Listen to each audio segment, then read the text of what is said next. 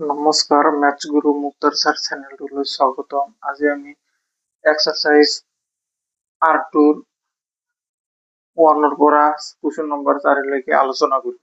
চোৱা, exercise R2ত question number 1ত তলৰ কোনবোৰ সংখ্যা পূৰ্ণঘন নহয়।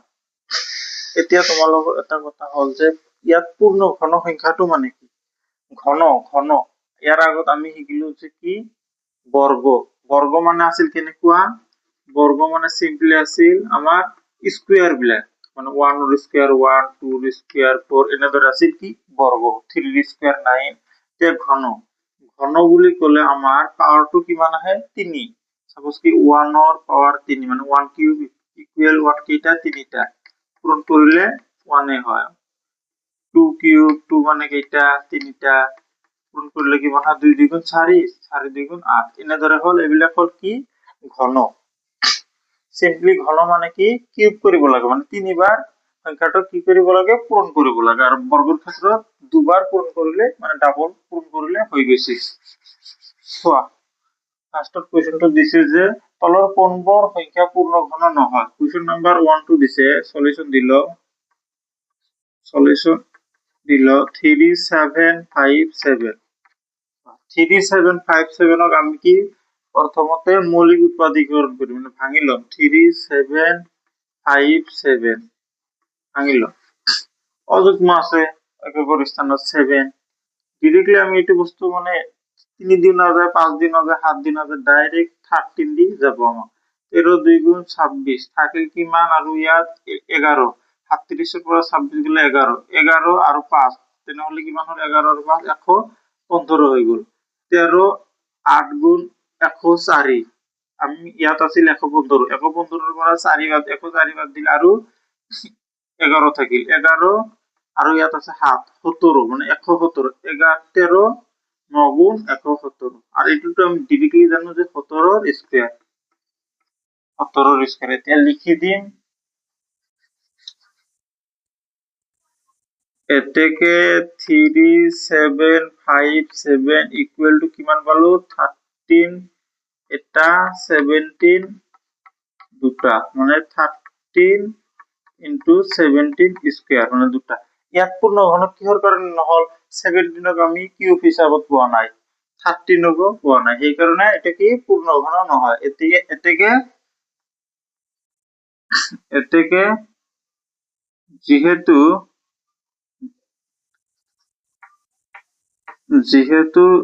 13 আৰু 17 ঘন হিচাপত নাই, ঘন হিচাপত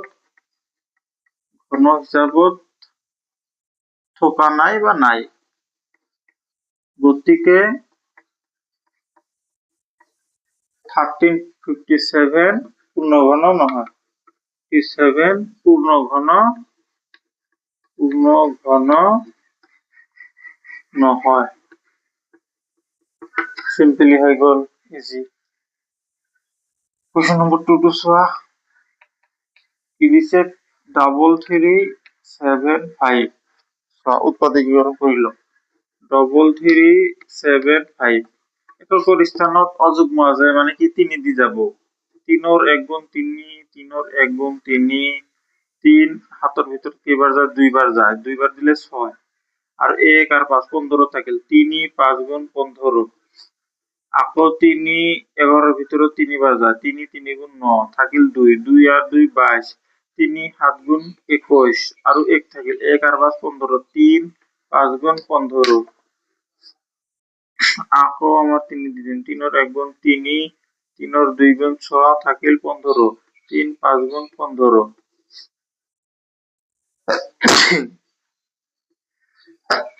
আকৌ 3 দি যাব, 3 4 গুণ 12 না যায় 3 দি, কিমান দিম আমি? ডিরেক্টলি 5 দি দিম। 5 2 গুণ 10, 5 5 গুণ 25, আকৌ এইটো 5 5 গুণ 25। এতেকে 3 3 7 5 ইকুয়াল টু কিমান পালো? 3 3টা 5 3টা, ইয়াত 3কেও কিউব হিচাপত পালো, 5কো কিউব হিচাপত পালো, গতিকে পূৰ্ণঘন হয়। যিহেতু 3 আৰু 5 ঘন হিচাপত আছে, গতিকে 3375 পূৰ্ণঘন হয়। 3375 পূৰ্ণঘন হয়।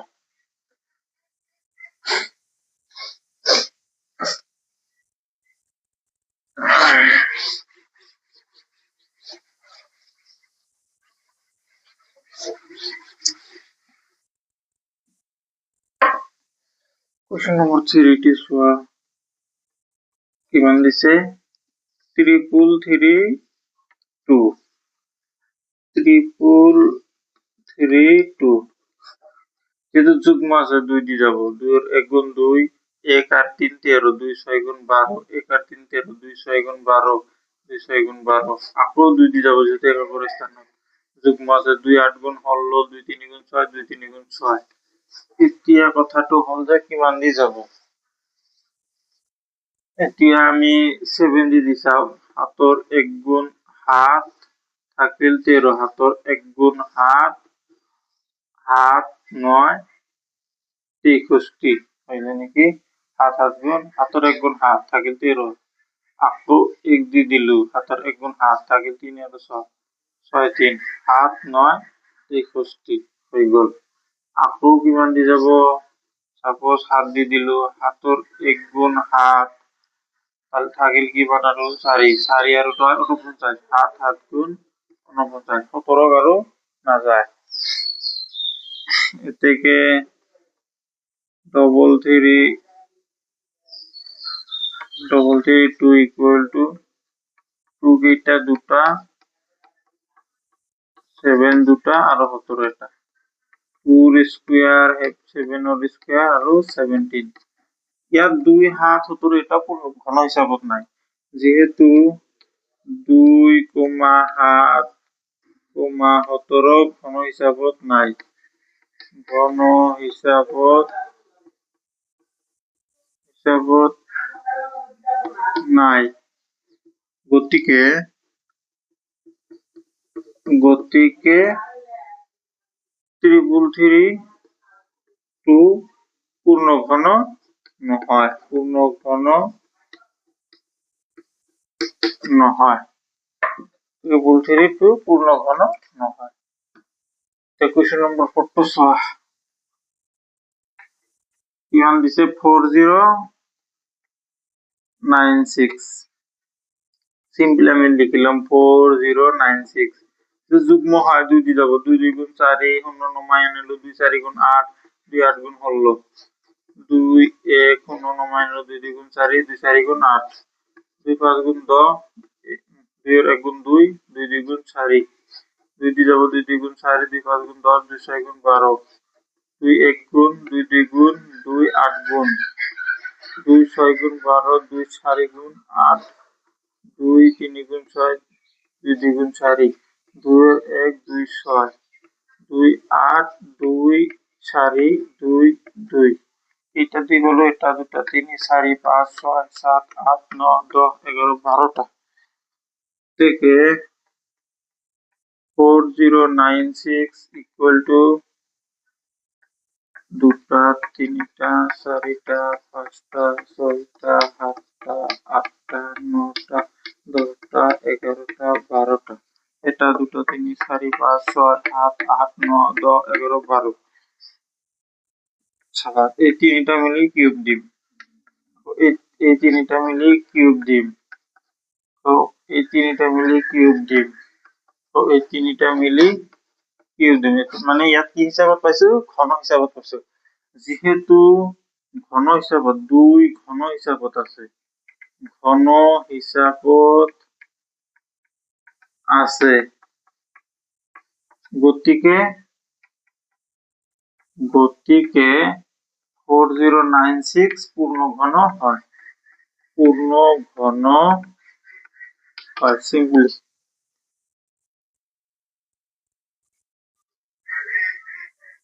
এতিয়া আমি কোয়েশ্চন নাম্বার 2 টো আলোচনা করব। কোয়েশ্চন নাম্বার 2 টো দিছে তলৰ সংখ্যাবোৰ ঘনফল নির্ণয় করা। একেবারে ইজি হয়। সো কোয়েশ্চন নাম্বার 1 টু 19 এর থেকে 19 এর ঘনফল উলিয়াব দিছে। ঘনফল হল ডিরেক্টলি 19 ঘনফল হলে 19 কিউব দিব লাগে, মানে এটু কি ঘনফল 19 কেইটা তিনিটা পূরণ করলে যেটো आंसर ওলাব এটাই হল তার ঘনফল। সাপোজ 19 এত পূরণ করি চাও 19 19 9 9 গুণ 81 1 8 হাতত 9 গুণ 9 আর 8 তাহলে হল 17 1 9 গুণ 9 1 1 গুণ 1 9 হল 1 হাত আর 9 যোগ করিলে হল 6 1 হাতত 1 আর 1 2 আর 1 হাতত দি 3 3 কো 61 আকো আর এটা 19 দি পূরণ করিব লাগে, মানে ইয়াত কি বলো 19 19 পূরণ করি 3 6 1 বলো আর এটা কি 19 থাকি গল, মানে আর এটা 19 দি পূরণ করি 9 1 গুণ 9 9 6 54 4 5 হাতত 9 3 গুণ 27 আর 5 কিমান হল 27 আর 5 32 লিখি দিল 1 এর 1 গুণ 1 1 6 গুণ 6 1 3 গুণ 3 9 4 আর 1 যোগ করলে 5 6 আর 2 যোগ করলে 8 3 আর 3 6 মানে 6859 বলো 6859 একটু ভালো হবে 19 এর ঘনফল। এতিয়া 2 নম্বরটো চাও 2 নম্বরটো হল কিমান 21 ইয়াত লিখি দিম এ থেকে 21 এর ঘনফল হল 21 এর যেহেতু ঘনফল কিউব দিব লাগে 21 কেইটা তিনিটা 21 তিনিটা সিম্পলি হয়ে গেছে 21 1 এর 1 গুণ 1 1 এর 2 গুণ 2 2 এর 1 গুণ 2 2 2 গুণ 4 1 2 আর 2 যোগ করলে 4 আর এটা 4 আকো কি 21 21 পূরণ করি বলো কিমান 4 4 1 আর এটা 21 আছে 21 আর এটা আছে একটু গুণ করলে হলো 1 করে গুণ 1 1 4 গুণ 4 1 4 গুণ 4 2 এর 1 গুণ 2 2 4 গুণ 8 2 4 গুণ 8 1 9 হলো 4 আর 2 6 4 আর 8 কিমান হলো আমার 12 12 2 আর 8 আর 1 9 9261 9261 হয়ে গেল।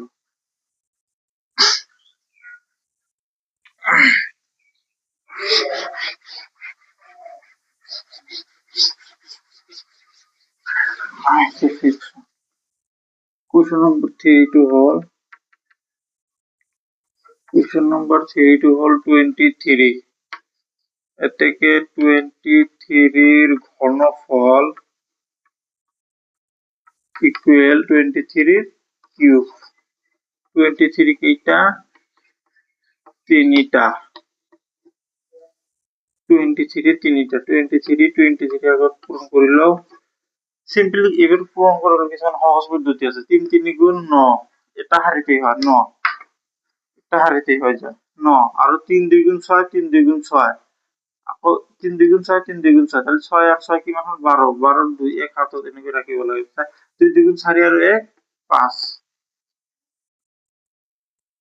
আপো এটা কি 23 দিয়ে পূরণ করিবা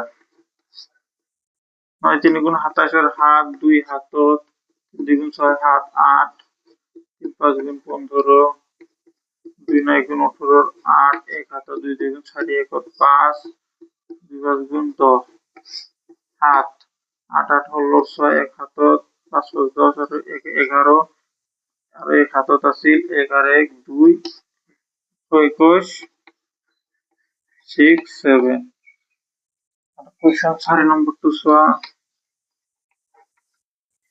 27 এর থেকে 27 এর ঘনফল ইকুয়াল টু 27 এর কি কিউব 27 কেইটা তিনিটা 27 তিনিটা 27 তিনিটা পূরণ করু 27 সাত হাত গুণ 49 9 4 হাতত 7 2 গুণ 14 আৰু 4 18 2 হাত গুণ 14 4 1 হাতত 2 2 গুণ 4 আৰু 1 হাতত দি 5 9 নামি আহিল 8 আৰু 4 12 2 1 হাতত 5 6 7 29 লগত আকৌ কিমান দি পূৰণ দিম আৰু এটা 27 দি পূৰণ হ'ব 7 9 63 3 6 হাতত 7 2 গুণ 14 আৰু 6 20 2 হাতত 7 7 গুণ 49 আৰু 2 51 হল 2 9 গুণ 18 8 1 হাতত 2 2 গুণ 4 1 5 2 হাত গুণ 14 3 নমাই আনিলো 8 5 আর 1 6 5 8 4 9 আৰু 1 19683 19683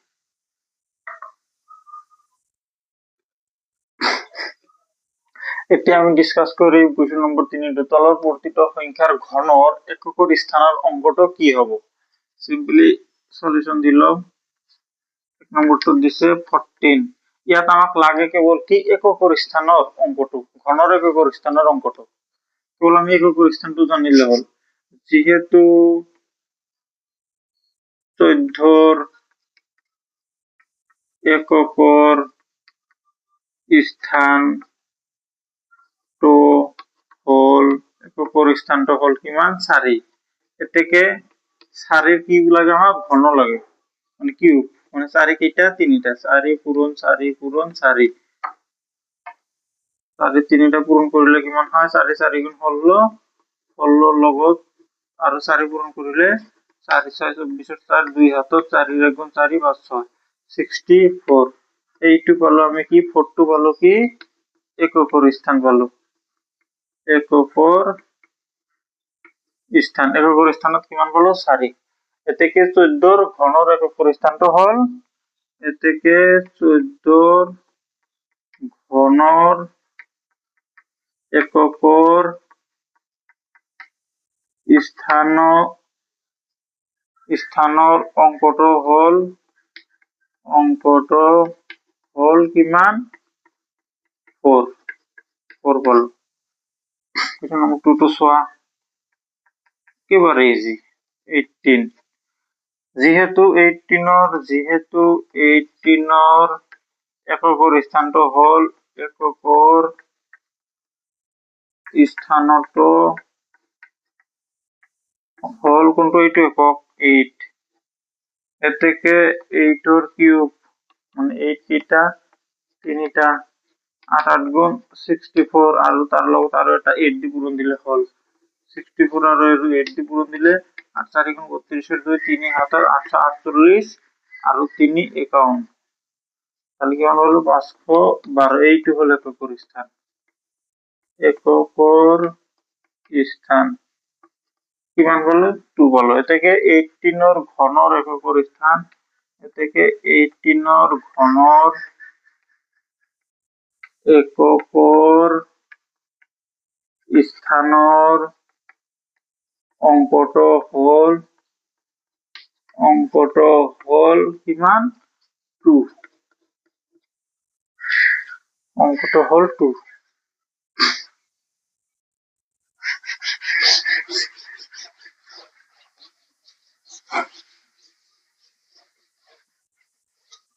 এতিয়া সোয়া কোশ্চেন নম্বৰ 3 টো কিমান দিছে আমাক 13 যেহেতু 13 ৰ এককৰ স্থানৰ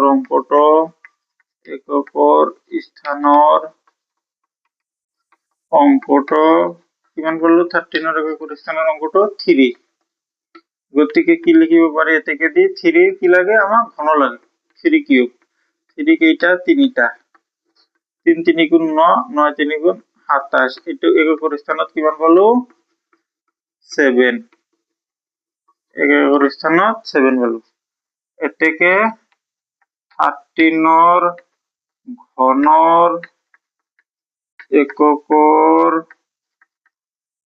স্থানৰ অংকটো হল কিমান 7 আৰু এটা আছে কোৱেশ্চন নম্বৰ 4 27 ইয়াত লিখি দিম যেহেতু 27 এককৰ স্থানৰ অংকটো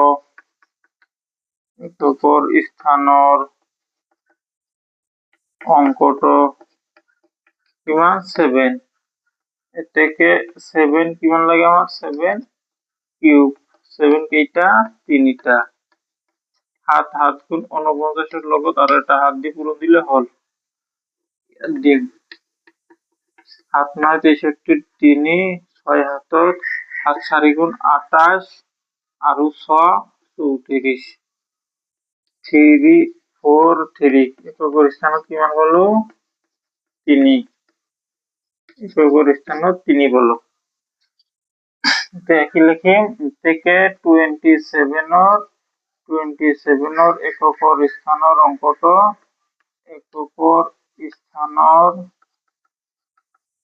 27 ঘনৰ হব ইয়াত এটা ঘন লিখিব লাগে 27 ঘনৰ এককৰ স্থানৰ অংকটো এককৰ স্থানৰ অংকটো কিমান পালো 3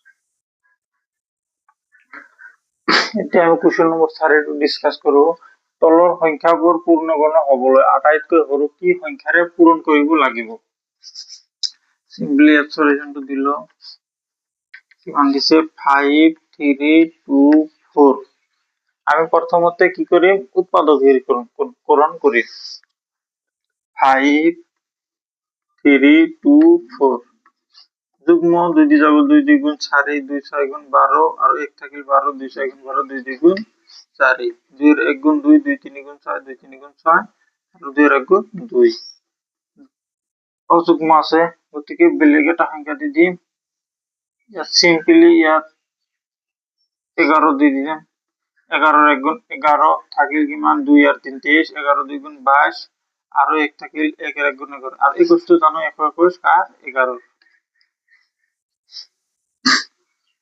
এতেকে 5 3 2 4 ইকুয়াল টু কিমান করলো 2 দুটা 11 তিনিটা সো 2 স্কয়ার হিসাবত লিখিব পাৰিছো 11 কিউব হৈ গৈছে ইয়াত আৰু এটা 2 দি পূৰণ দিলে 2 কিউব হৈ যাব গতিকে আমি লিখিব পাৰি যে আটাইতকৈ সৰু দুই সংখ্যাৰে পূৰণ কৰিলে এতেকে আটাইতকৈ সৰু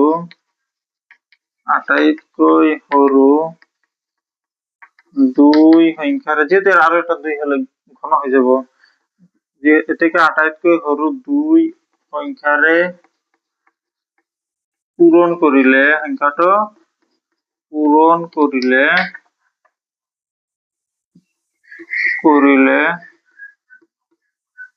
সংখ্যাটো পূৰ্ণগণ সংখ্যা হ'ব সংখ্যাটো পূৰ্ণঘন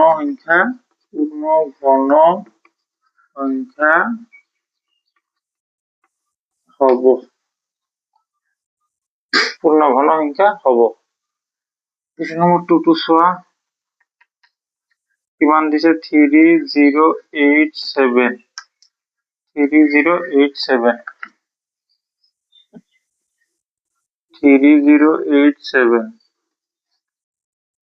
সিম্পলি ইয়াক 3 দি যাব 3 এর 1 গুণ 3 শূন্য নমাই আনিলো 3 2 গুণ 6 থাকিল 2 আর 7 3 9 গুণ 27 আকৌ 3 দি দিয়া 3 3 কা 9 থাকিল 12 3 4 গুণ 12 3 3 গুণ 9 এবার তো আর 3 দিন না যা দিদি গলি হাত দি দিয়া 7 4 গুণ 28 থাকিল 6 আর 3 63 7 9 63 7 গুণ 49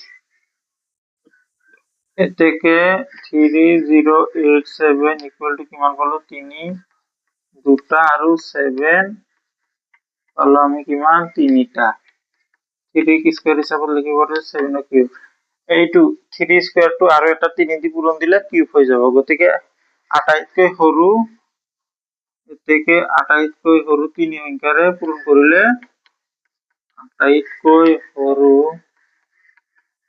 তিনি সংখ্যাৰে পূৰণ কৰিলে সংখ্যাটো পূৰ্ণঘন হ'ব। সংখ্যাটো পূৰ্ণঘন হ'ব।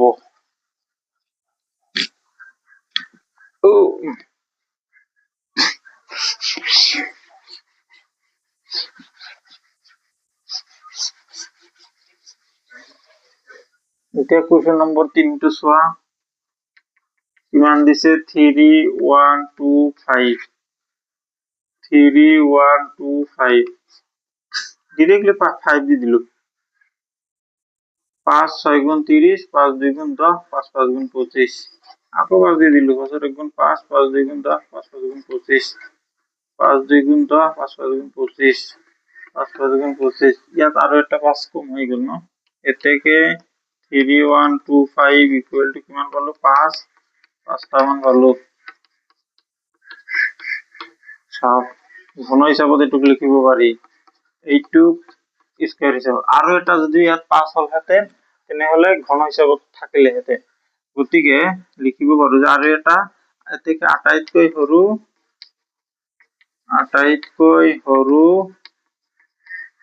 5 সংখ্যাৰে পূৰণ কৰিলে সংখ্যাটো 5 সংখ্যাৰে পূৰণ কৰিলে সংখ্যাটো পূৰ্ণঘন হ'ব। সংখ্যাটো পূৰ্ণঘন হ'ব। কুৱেশ্যন নম্বৰ 4 টো আমি চাওঁ। কিমান দিছে 648 2 3 গুণ 6 2 2 গুণ 4 2 4 গুণ 8 2 1 গুণ 2 1 আর 2 12 2 6 গুণ 12 2 2 গুণ 4 2 8 গুণ 16 2 1 গুণ 2 ডিরেক্টলি জানো আমি 9 9 গুণ 81 হয় কিন্তু मैं 3 দি দিম 3 2 গুণ 6 থাকিল কিমান 2 আর 1 1 3 7 গুণ 21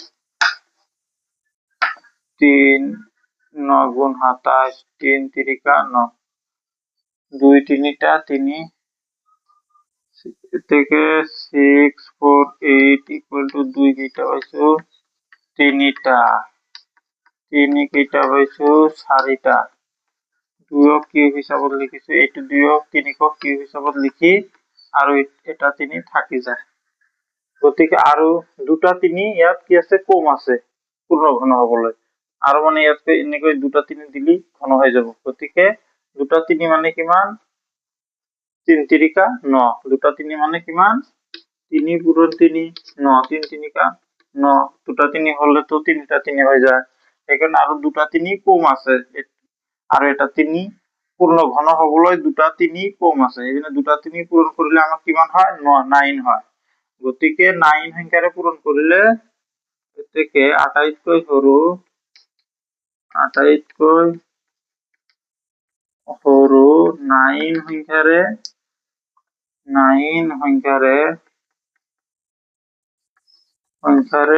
পূৰণ কৰিলে সংখ্যাটো পূৰ্ণঘন হ'ব। সংখ্যাটো পূৰ্ণঘন হ'ব।